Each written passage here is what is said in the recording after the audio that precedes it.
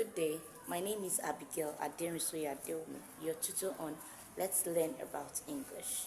Last week we just talked about writing the titles and we gave a format on how to write the narrative essay title, though it's also useful for all the titles of all the essay writings or letter writing, whatever title you want to write. Today we just want to briefly talk about you writing introduction, body, and the conclusion of a narrative essay. First, the conclusion needs to just be the end of everything.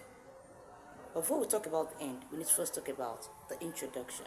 The introduction is the starting point of your essay, and it needs to be catchy. It must hook your reader with the tenses, brief background, and a suspense linking to the introduction. Your introduction must just be one paragraph and very short. For instance, like the title we have been talking about, A Night I Will Never Forget. You can just give this brief introduction that goes like this. A night is the period where every living being, except from bats, should have their rest of all the day's chores or activities. But this particular night is a night that I will live to remember because it still lingers in my memory and gave me almost a breath-catching experience.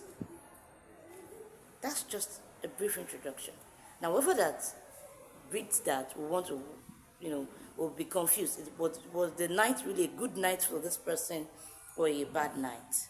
So make sure that your introduction is very catchy, brief, and take note, the introduction goes two ways, either the linear or the flashback. You can start your introduction by giving a flashback. Suddenly, I heard. You can start your introduction like that. Then it's from the body you now start. That's the flashback method. That's the flashback method. But the linear is just the normal sequential order. That start from the beginning, the body, the conflict, and the resolution. Then we have the body. The body must just be between 3 to 4 paragraphs, loaded with the explanation of each point. The explanation of each point, and they must be linked together with what we call linkers. For instance, that night you can never forget. You are not, given a narration of what happened. You can say firstly. Furthermore, also you are linking these paragraphs together. They must be able to give an elaborate explanation of those points that you are giving, and they must not be boring. Take note, the tension you've created at the introduction must be sustained in the body of your essay. And finally, the conclusion, which I started earlier with, is the rounding off of everything you're writing. And it must just have something like this, which is usually one paragraph, also catchy, but at this time, your tension is being subsided. Understand? You're already like, at the end of the day, so it was like this, it was like this. That's how the conclusion should be. So we can end that conclusion like this. When I finally opened my eyes and I discovered that I was just dreaming, I was like, God, thank God it was a dream. Indeed, it was a night I will never forget. You can just end briefly like that. So it depends on the topic you're narrating that helps in the size of your conclusion.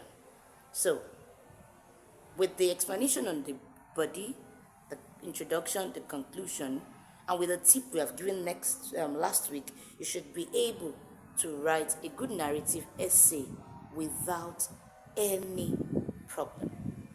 Next week, by God's grace, we'll be able to give you how do you write properly as an English student that will make you justifiable of A1, at least B2 in English language in any kind of exam, internal or external.